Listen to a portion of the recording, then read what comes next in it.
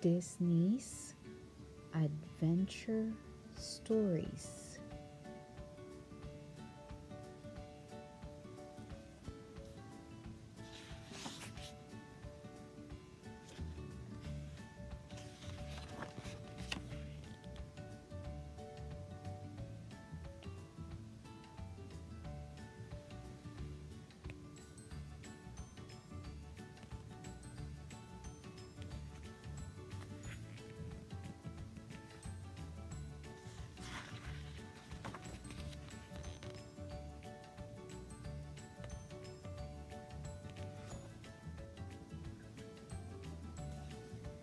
The Great Mouse Detective.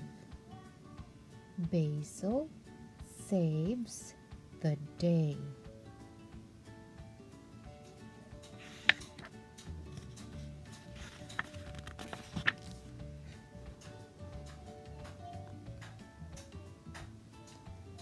Dr.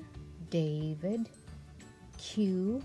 Dawson had traveled to London for the celebration of Queen Mousetoria's 60th year on the throne. On a rainy night in the great city, the doctor wandered through the streets looking for a room to rent.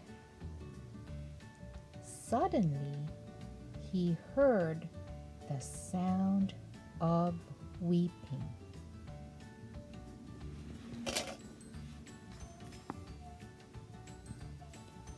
He followed the sound and found a young mouse in tears, sitting in a dark corner.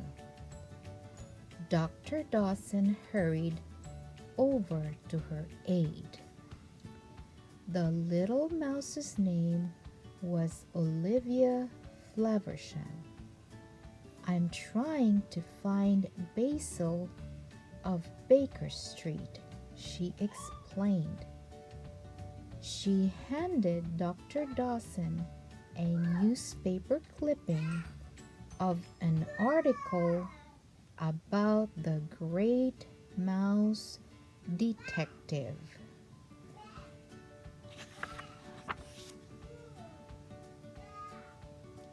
"I don't know any Basil," said Dr. Dawson, "but I do know where Baker Street is." Together they found the home of Basil of Baker Street. There, little Olivia told her story to the detective. Her father, a kind and gentle toy maker, had been taken by a bat with a peg leg. Basil knew the creature well. It was Fidget, the assistant to his worst enemy, Professor Ratigan. Who knows what dastardly scheme that villain may be plotting even as we speak, exclaimed Basil. Later that evening, the terrifying face of the bat appeared in the window. Basil and Dr. Dawson raced outside. Fidget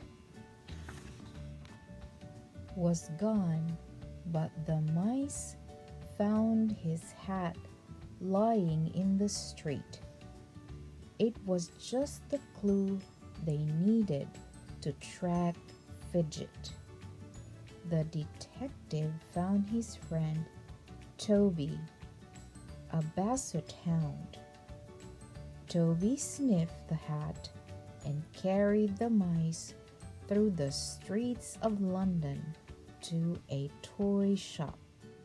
Inside, Dolls, games, and toys were piled to the ceiling. Basil noticed that some mechanical parts were missing from some of the toys. What had Fidget been up to here? And what kind of evil scheme was Radigan plotting? It was dark and quiet. Olivia did not realize the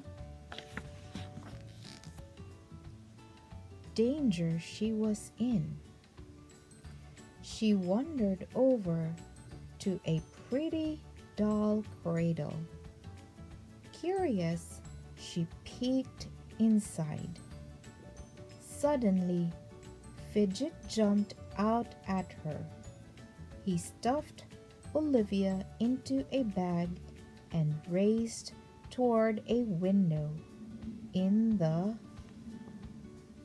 roof. Basil tried to give chase, but a pile of toys tripped him up. The bat had gotten away with Olivia. Basil paced around the toy shop, thinking hard. Then Dawson pulled out a piece of paper that he had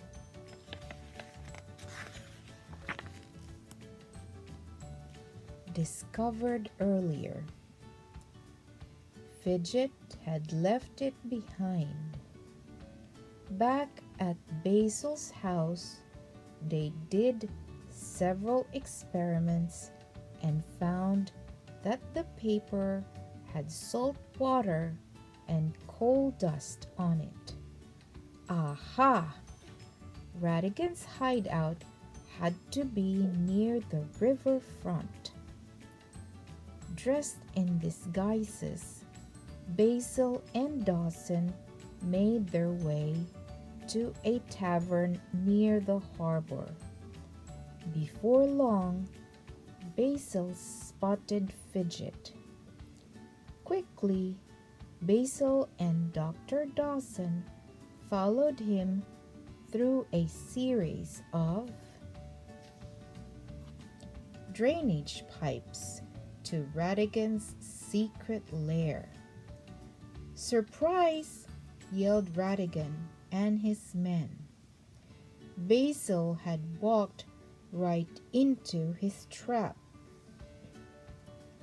Radigan tied down Basil and Dawson in a mousetrap. All around them were deadly contraptions rigged to a record player. When the song ended, the mice would be doomed.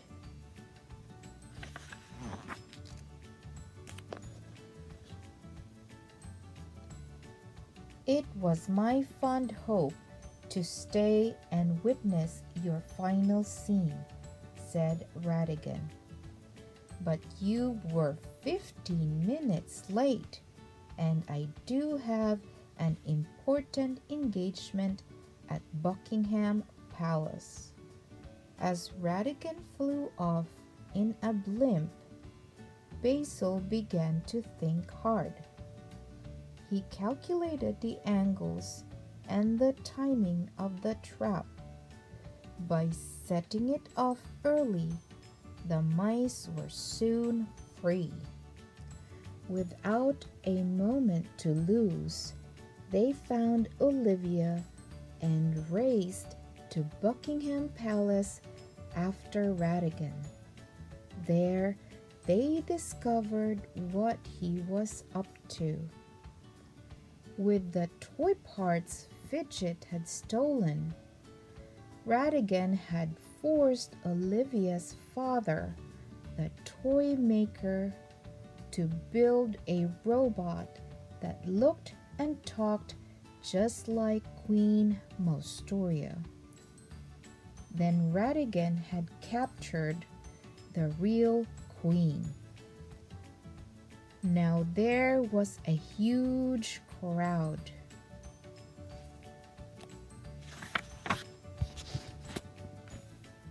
Listening to the robot queen.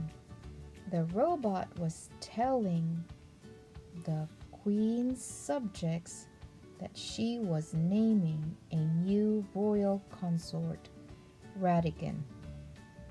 But Basil arrived just in time. He gained control of the robot queen and used it to foil Ratigan's plan. Then Basil rushed on stage and yelled, "Arrest that fiend!" The angry crowd chased after Ratigan, but he snatched Olivia and flew away in his blimp. Basil, Dawson, and Olivia's father made their own hot air balloon out of balloons, a flag, and a matchbox. They rose up into the sky and chased Ratigan. Bravely, Basil jumped onto Ratigan's blimp just as it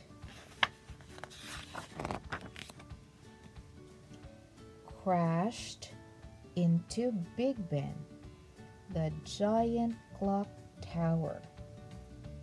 Ratigan, with Basil and Olivia right behind him, scrambled into the tower, dodging the clock's enormous gears. Basil shoved Ratigan's cape into the clockwork, trapping him. Then Basil picked Olivia up and raced away, intent on getting her out of harm's way. Just as Basil was delivering Olivia safely to her father, Ratigan reappeared and jumped at him. Basil and Ratigan both tumbled down through the air. They landed on the giant hands of the clock, and Ratigan came at Basil once again. He knocked Basil from the hands, but as Basil fell, he grabbed a hold of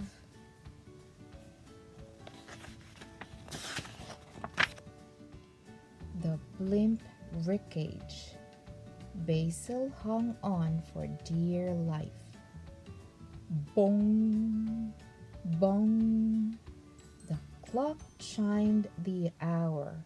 The minute hand moved, and Ratigan lost his balance. As he fell through the air, he grabbed at Basil's foot. The rope that Basil was hanging from snapped under their weight. Down they fell toward the city below, carrying some of the blimp wreckage with them. Olivia started to cry, but then a faint sound gave her new hope. Hooray! There was Basil soaring up toward them, using the propeller of the blimp as a pedal-powered helicopter. The great mouse detective had saved himself and saved the day once again. The end.